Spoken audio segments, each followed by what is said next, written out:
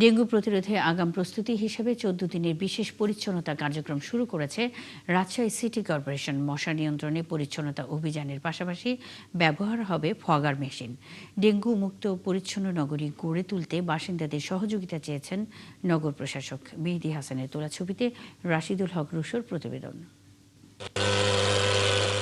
প্রতিবছর বর্ষায় দেখা দেয় ডেঙ্গুর প্রকোপ, তাই ডেঙ্গু মোকাবেলায় এবার আগেভাগে মাঠে নেমেছে রাজশাহী সিটি কর্পোরেশন।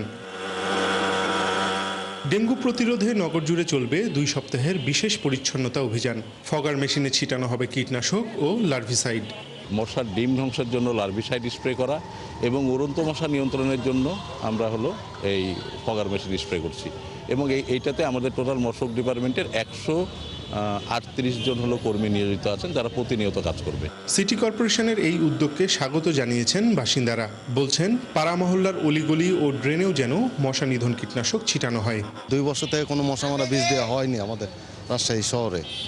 ব্যাপক মশা এবং জঙ্গল, রাস্তাঘাটে আশেপাশে ড্রেনের পাশে অতিরিক্ত জঙ্গল। কিছুটা কাজের ল্যাকিংস ছিল, সে কারণে কিছু কিছু জায়গায় কিছু ড্রেন, কিছু সমস্যা ছিল। খুব দ্রুত ডেঙ্গু প্রতিরোধে আমরা রাজশাহীবাসী খুব ভালো একটা রেজাল্ট পাবো।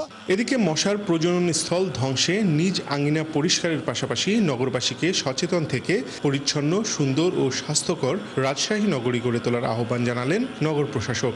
আমাদের স্বাস্থ্য বিভাগের পরিচ্ছন্ন বিভাগ থেকে ইতিমধ্যেই আমরা প্রত্যেকেই বাসে বাসে গিয়েও সচেতনমূলকভাবে আমরা লিফলেট বিতরণ করছি এবং সেইগুলো থেকে আমরা যদি নিয়ন্ত্রণ করতে পারি সেই উদ্যোগ নিয়ে আজকে আমাদের কর্মসূচি।